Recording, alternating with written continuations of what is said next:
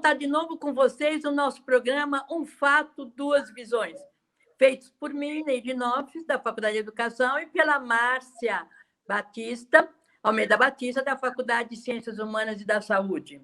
Oi, né? Neide, tudo bom? Tudo Estamos bem? aqui novamente em mais um programa da nossa nova leva em pandemia. Nós estamos numa nova leva, embora na pandemia ainda estamos em isolamento, mas já nos adaptando à nova rotina nas atividades remotas, né? Hoje já está mais na rotina, atividades remotas. Mas hoje também nós temos uma convidada, ex-aluna do curso de Psicologia, que tem uma trajetória bonita como assessora parlamentar, com um trabalho, com um estudo em Harvard, mas nesse momento nós queremos conversar com a Marina Bragante. Bem-vinda, Marina, ao nosso programa. A questão um pouco da mulher. Se você me permitir, vou falar, né, já sem você, que ela é mãe de trigêmeos. Em outubro, esses trigêmeos lindos, que eu conheço por atividade remota, são muito lindos e vão fazer 2 anos já. Então, eu queria mais depois saber de você, como mulher, como você vê o papel da mulher hoje, no momento, né? Tendo que levar a vida familiar como mãe, como mulher, mas mulher como dona de casa, mulher como profissional, mulher como filha, mulher como mãe. Então, eu queria ouvir para você, bem-vindo ao nosso programa aqui. E aí, você acha que esse papel feminino está em transformação, está para melhor? Como é ser mãe de trigêmeos? Conta um pouco para nós esse papel feminino. Bom dia, não, né? É um prazer estar aqui com vocês duas. Primeiro que já é tão diferente estar num programa com só mulheres falando, né? Mas daí, de novo, não é tão diferente, porque a gente tem aqui uma pessoa da educação, uma pessoa da psicologia, que são profissões reconhecidamente femininas, né, no nosso mundo. Então, mas, bom, ser mãe de trigêmeos é um prazer, eu amo os meus filhos, amo ser mãe deles. E, bom, acho que a gente começa a falar sobre mulher. Você perguntou, o final da sua pergunta era se a gente está mudando, né? Como você vê esse papel feminino, né? Só um parênteses. Eu tenho um filho de gênero masculino e a Márcia também tem. Então, nós somos mulheres, mas que podemos falar dos homens, porque tivemos filhos de gênero masculino, né, Márcia? Exato, dos 2 gêneros. 2 gêneros, né? E também os outros gêneros também a gente respeita pra caramba, eu tenho muitos amigos. Neide, quando você pergunta se o papel da mulher está em transformação na nossa sociedade, eu diria que sim, e eu diria que está em constante transformação, né? Não é exclusividade, prioridade do nosso momento, assim, que estamos em transformação, mas a gente está sempre em transformação enquanto sociedade, ainda bem. E se tudo der certo, para melhor, né? Recentemente, a gente tem mulheres ocupando espaços de poder no trabalho, coisa que não era muito comum, né? Tem um ou outro caso de uma ou outra mulher que estava no poder, e daí no poder, não só no poder público, mas nas empresas, nas universidades, enfim. Acho que isso vem mudando com certo investimento, né? Mas ainda assim, quando a gente consegue ter mulheres ocupando espaços de poder, elas ganham, em média, segundo o IBGE, 20% a menos do que os homens. Então, temos ainda muita transformação pela frente, né? Quando a gente olha para a política, por exemplo, que é um espaço que eu transito, no Congresso Nacional, a gente tem menos de 15% de mulheres eleitas. Se a gente olha para as mulheres negras, isso cai drasticamente, porque também tem um espaço que é importante a gente falar da diferença na nossa sociedade hoje em dia entre mulheres brancas e mulheres negras. Qual é o acesso que as negras têm? Por exemplo, a gente tem menos de 2% de mulheres negras no Congresso Nacional. Então, estamos em transformação, porque até um tempo atrás não tinha nem esses 2%, né? Mas ainda tem muito espaço de evolução para que as mulheres possam ocupar se sintam confortáveis para ocupar diferentes espaços. Que acho que é essa a transformação. A transformação é, na medida em que a gente, mulher, né, não se sente confortável para ocupar os espaços, tem acesso aos espaços, a gente vai virando exemplo, inspiração para outras meninas e mulheres, daí a transformação vem, né? E a outra coisa é, na medida em que, quando uma mulher entra num espaço de poder e exerce o seu trabalho com um toque feminino, né? Porque acho que tem olhares diferentes que são frutos também do investimento da educação da nossa sociedade. E daí a gente tem homens que não se sentem ameaçados, mas conseguem entender que soma a visão, que é mais positivo quando a gente tem mais diversidade, portanto, homens, mulheres, brancos, negros, nos espaços de poder. Isso tende a acelerar essa evolução, né? Marina, você foi secretária no momento em que, no estado de São Paulo, a gente tinha 2 mulheres ocupando esse plano de poder, né, de secretaria. Como é que... Acho que seria legal falar um pouco da experiência que é ser mulher no poder público, ocupando um cargo com um certo poder. Tá. Acho que tem 2 experiências na minha vida que para mim foram bem marcantes. Essa é a primeira. Eu trabalhei no poder público de 2005 a 2016. E daí, em 2017, eu virei secretária adjunta. Não, 2016 eu virei secretária adjunta de Assistência e Desenvolvimento Social do Estado de São Paulo. E eu não tinha muito essa vivência de o quão importante é ter mulheres nesses espaços e o que significa isso para as outras mulheres. E no dia em que eu fui nomeada no Diário Oficial, né, saiu meu nome no Diário Oficial, eu recebi mensagem, WhatsApp, e-mail, de muitas mulheres que tinham trabalhado comigo ao longo da minha vida profissional, de meninas que me conheciam, mensagens do tipo, nossa, que incrível ter uma mulher aí, que bom que a gente está ocupando esses lugares e tal. E daí eu fui me dando conta de que, ainda que para mim, naquele momento, fizesse todo sentido eu ocupar aquele espaço, porque eu tinha investido, trabalhado, conhecia a secretaria, conhecia o governo, conhecia o secretário, tudo, assim, não era estranho para mim estar naquele lugar, olhando só para mim, mas quando você olha para o resto da sociedade, é diferente ter uma mulher naquela sala. E para mim, então, foi muito significativo como ressoou nas mulheres ao meu redor ao ocupar aquele espaço. E daí é isso, né? Você ia para a reunião, só tinha eu, de mulher, e não era só que eu era mulher e mais nova, né? Porque o secretariado era do governo Alckmin. Do governo Alckmin era, geralmente, homens e mais velhos, e brancos. Então, era muito curioso estar nesses espaços. Tem algumas fotos, assim, minhas naquele período, que é, assim, um monte de homem e eu. Ou um monte de sapato e eu de salto alto, assim. E é muito diferente. Várias vezes eu comecei a reunião e daí alguém falava assim, mas a gente não vai esperar o secretário? Eu falava, sou eu. Ai, desculpa, nossa, não sabia. Ai, é uma mulher. Tá, tinha um constrangimento, assim, no lugar. E eu tinha pensado uma outra coisa quando você fez a pergunta, que era esse espaço... Será que eu não vou me lembrar agora? Acho que... Ah, não, lembrei. E a outra coisa foi, quando eu estava de licença maternidade, eu estava de licença maternidade, mas assim que acabasse a minha licença, eu ia estar desempregada. E daí, a deputada Marina Elô, que tinha sido recém-eleita no estado de São Paulo, veio aqui em casa me chamar para ser chefe de gabinete do mandato dela.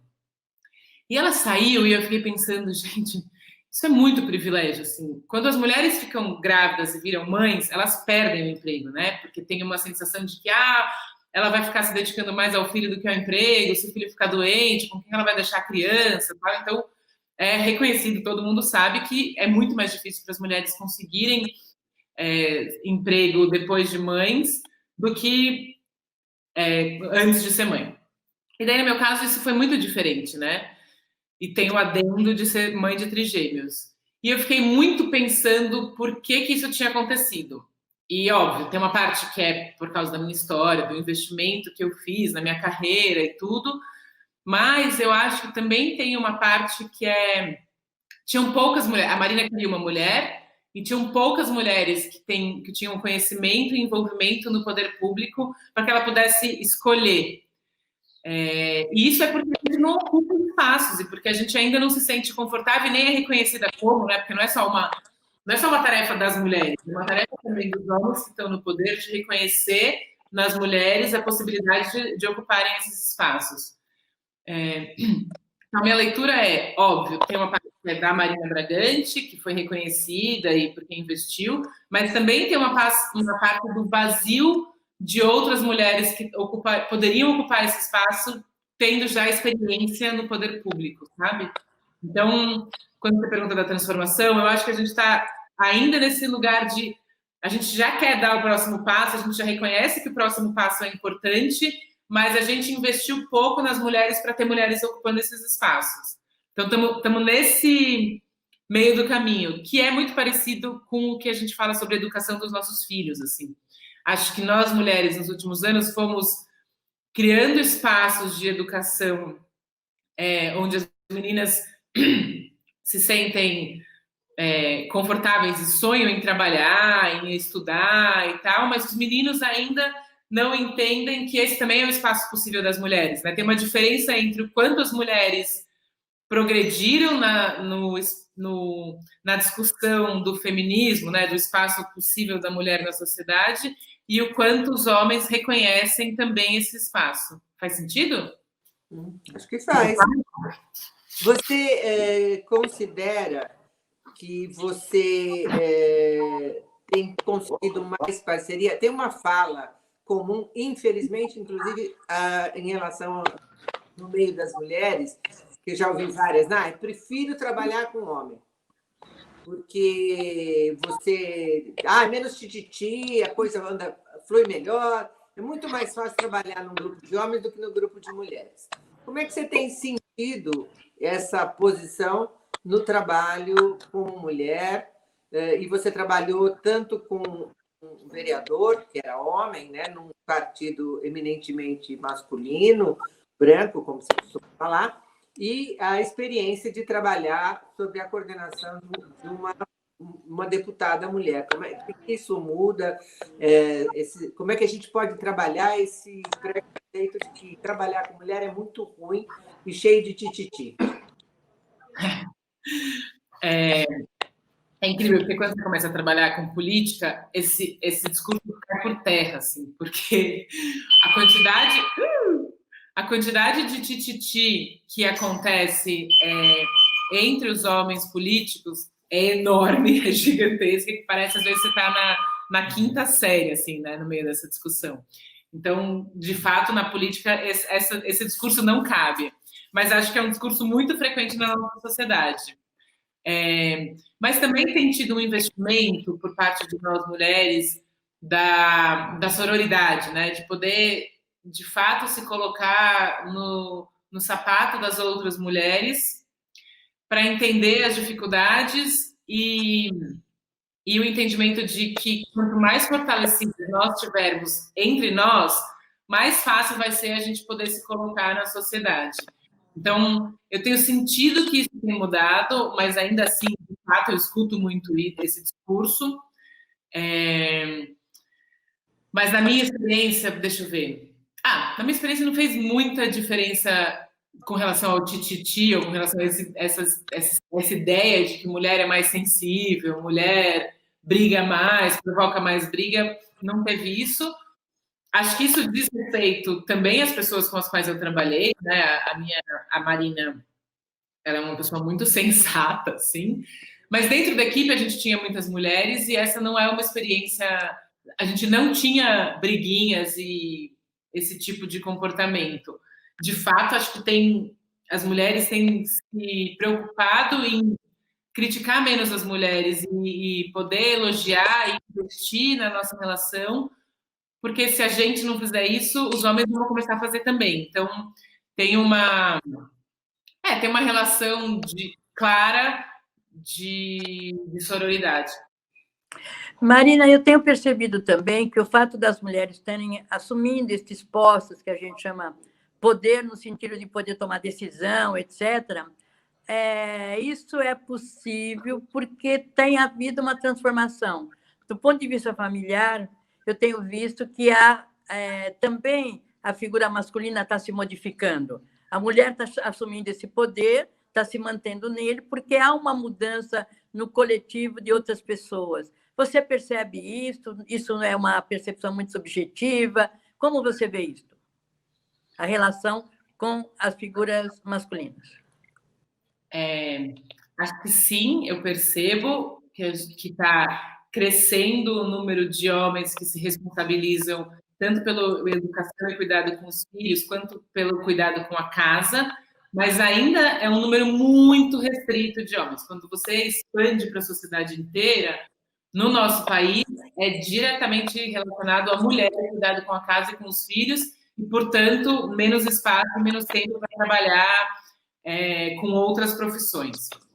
Mas, de novo, esse tem sido um investimento, acho que da mídia, das mulheres que estão ocupando espaços de poder, de alguns homens aliados dessa luta, né, de poder entender o quão importante é ter um discurso que fale, não é, o meu marido me ajuda, mas é o meu marido compartilha comigo a responsabilidade que é dele também, Mas é isso, você olha as propagandas, propaganda de limpeza, propaganda de criança, quem está lá é a mãe. Raras exceções tem o pai ou o homem cuidando da casa da criança, né? Mas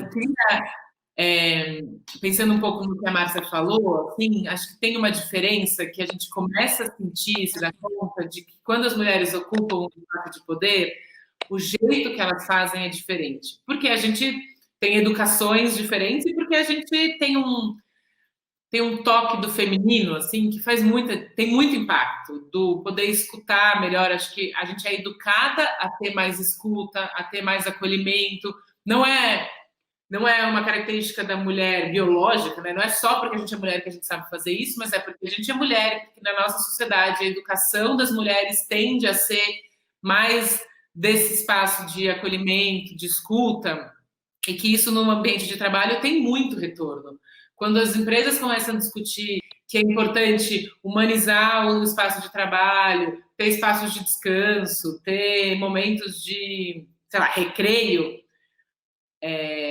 mulheres têm esse olhar mais apurado e, portanto, o resultado na equipe é positivo, né? Quando você cuida da sua equipe e não só deixa eles trabalhando e a produtividade é o que é importante, quando você olha que é importante produzir, mas para produzir mais e melhor, eu preciso cuidar do ser humano que está produzindo, e nós, mulheres, temos esse espaço do cuidado muito forte na nossa sociedade, isso também tem dado retorno, né? Marina, então, você tem uma experiência, né, como assim, tendo trabalhado na assistência, tendo trabalhado na prefeitura, com a convivência de mulheres de vários níveis sociais, né? Desde as mulheres que vêm se organizando nas periferias, nas favelas, as mulheres da alta sociedade, que têm ali também um trabalho ou não, né?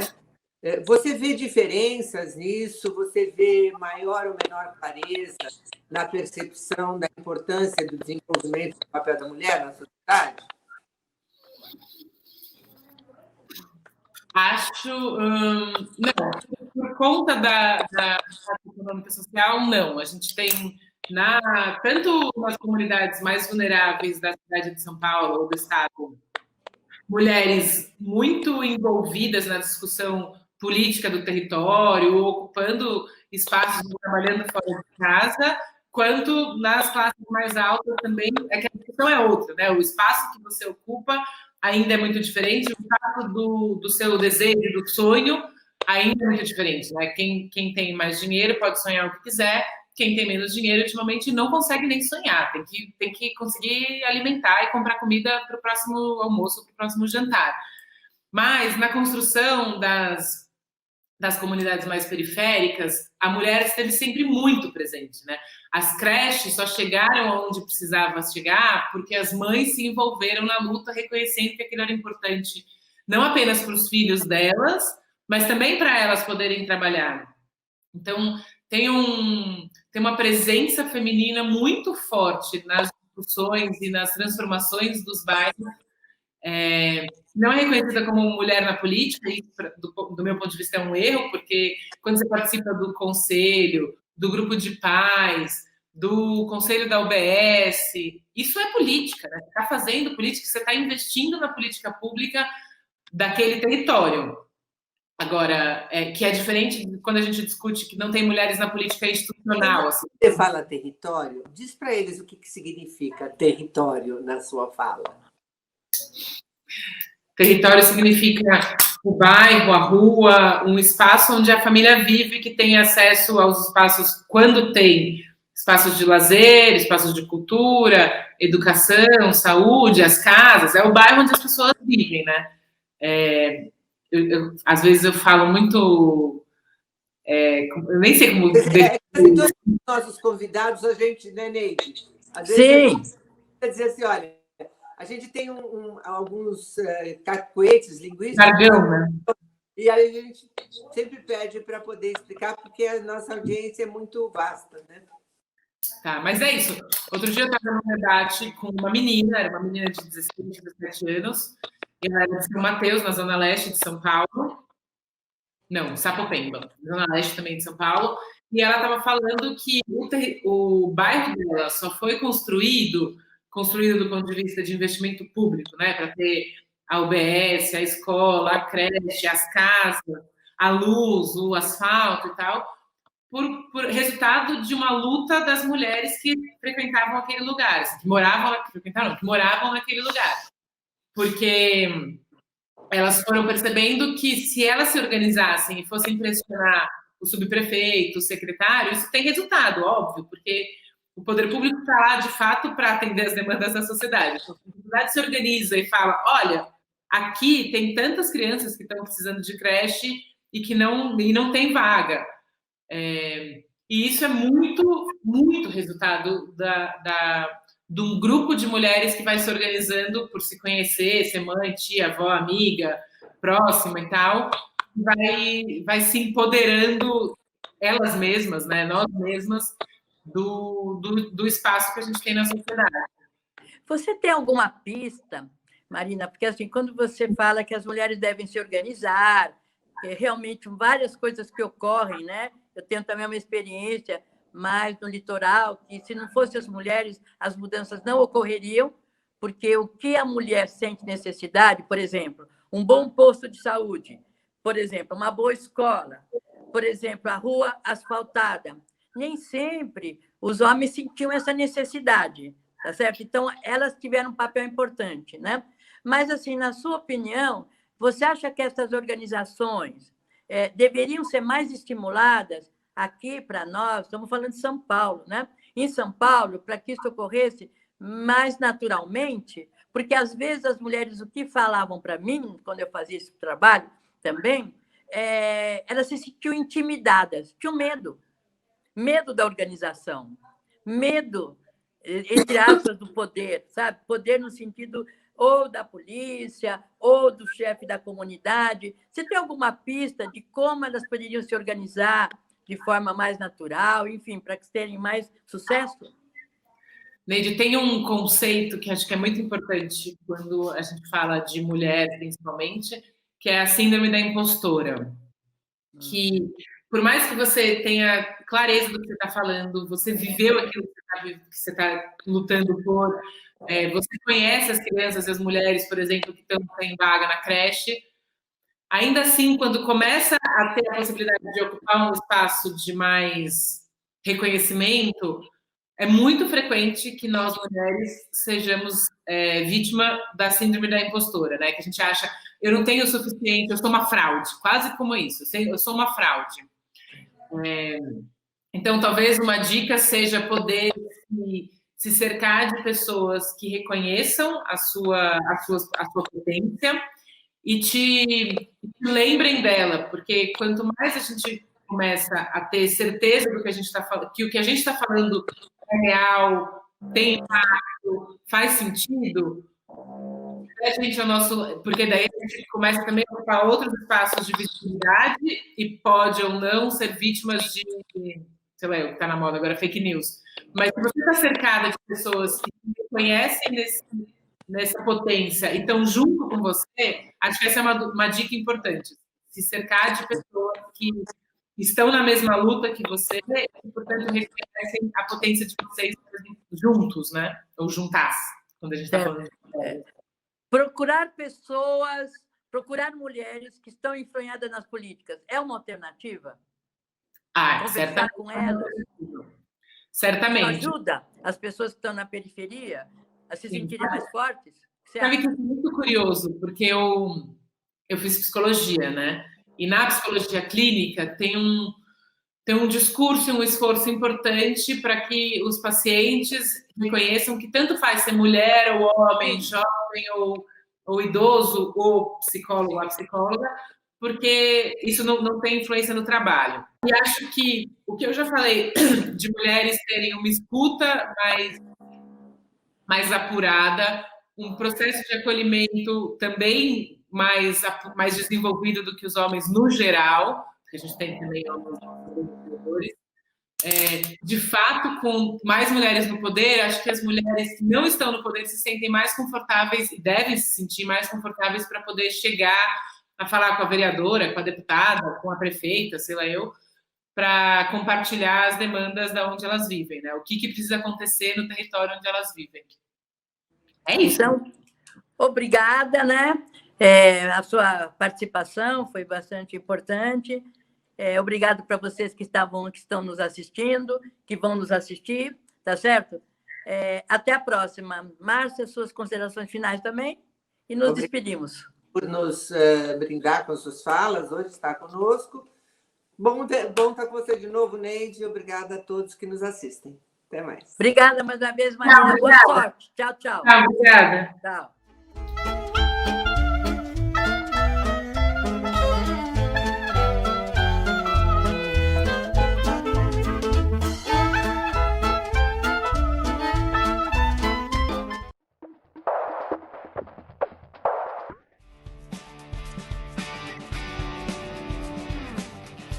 Meu nome é Luara, atuo na área de design gráfico e ilustração e estou cursando o 3º semestre do mestrado. Eu escolhi o programa de Literatura e Crítica Literária da PUC São Paulo, pois sempre me senti muito acolhida pelo programa, e meu projeto, além de ter sido incentivado desde o início, cresceu muito através do diálogo com as professoras e os outros alunos, o que é uma marca registrada do programa.